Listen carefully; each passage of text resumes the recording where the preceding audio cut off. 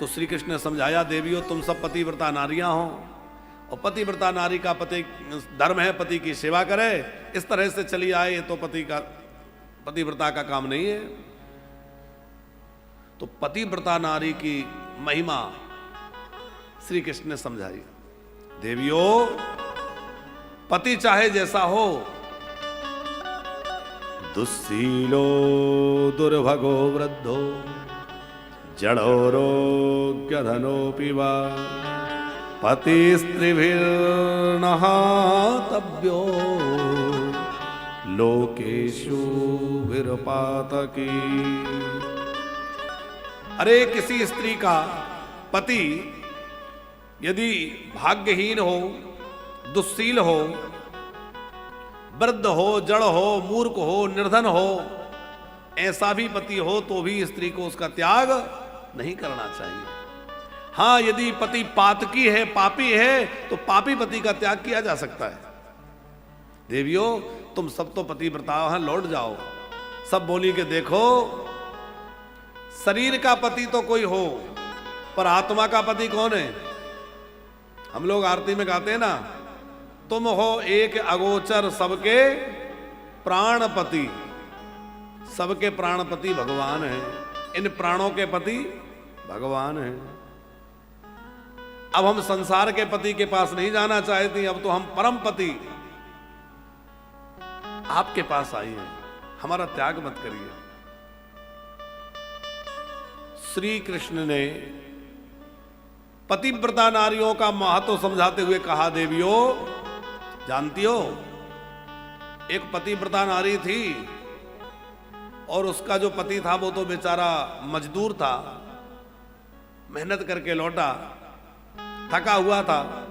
उसको पत्नी ने भोजन जमाया, अब वो थका हुआ था तो पत्नी की ही गोद में सिर रख करके सो गया। पत्नी उसका सिर दबाने लग गई। अब क्या हुआ कि उसका एक छोटा सा बच्चा था, खेलते खेलते वो आगे बढ़ा तो उधर अग्नि कुंड था, और स्त्री ने देखा कि ये बालक तो अनजान है, अबोध है, ये अग्नि में जाके गिर जाएगा। लेकिन यदि मैं बच्चे को बचाने के लिए उठ के जाती हूं तो पति बेचारे थके हुए हैं, इनकी आंख लग गई है, इनकी निद्रा भंग हो जाएगी, मेरा धर्म नष्ट हो जाएगा। क्या करूं? अब दुविधा हो गई कि नहीं? इधर पति की निद्रा टूटती है और नहीं बचाने जाती हूं तो बच्चा आग में गिर जाएगा, क्या करूं? पर सोचा कि मैं पति की सेवा से वंचित नहीं होंगी, पति की सेवा से नहीं हटूंगी। तो पति की सेवा करती रही, सर दबाती रही, वो सोते रहे, और बस बच्चा जो है जाके अग्नि में गिर गया।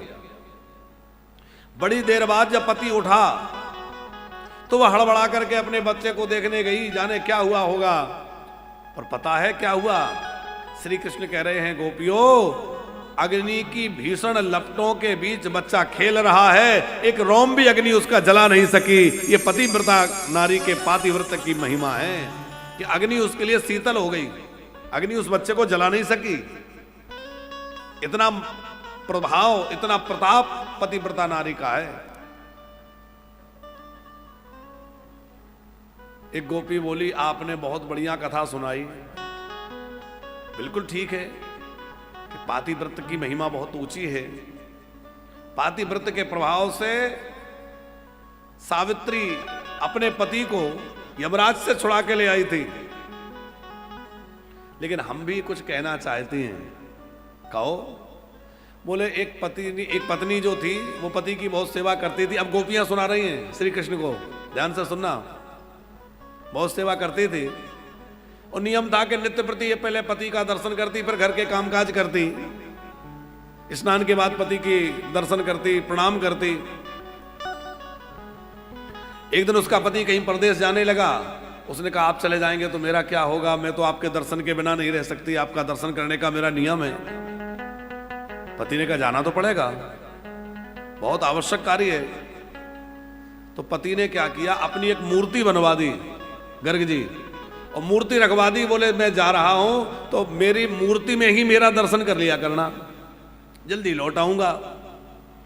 अब वो बड़ी निष्ठा पूर्वक मूर्ति में अपने पति का दर्शन करती, पति की पूजा वहीं कर लेती।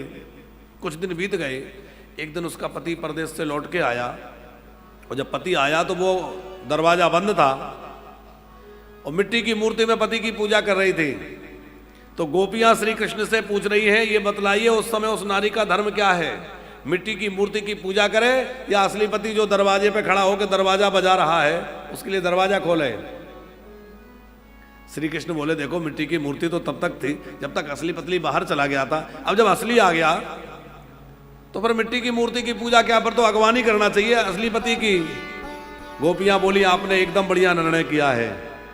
ये संसार के जो पति हैं ये मिट्टी की मूर्ति है, पति में परमेश्वर को देखना चाहिए, ये बिल्कुल ठीक है। लेकिन जब परमेश्वर ही पति बनकर के आ जाए तो भैया फिर मिट्टी की मूर्ति नहीं, फिर तो उस परम पति की सेवा करनी चाहिए। अब आपने दरवाजा जो खटखटा दिया है, आप हमें धर्मों का उपदेश दे रहे हैं, पर आप ही कहते हैं सर्वधर्मान प्रत्यज्य माम एकम शरणम ब्रज, सब धर्मों को छोड़ के मेरी शरण में आ जाओ। इस सब धर्मों को छोड़ने का मतलब क्या है? सब धर्मों को छोड़ने का मतलब है कि जो लोक धर्म है, पुत्र होने का धर्म, पति होने का धर्म, पत्नी होने का धर्म, भाई होने का धर्म, ये सब धर्म है कि नहीं? इन सब धर्मों का निर्वाह करना चाहिए। इन धर्मों का निर्वाह करते करते करते एक ऐसा समय आएगा कि इन सब धर्मों से हट करके भगवान की शरण में पहुंच गए, और फिर और कोई धर्म नहीं, केवल भगवत धर्म। क्या? भगवान की शरणागति। लेकिन ये तब संभव होगा जब हम देह भान से ऊपर उठ जाएं, शरीर में हमारी आसक्ति ना रहे। गर्ग जी, ये तभी सफल होगा।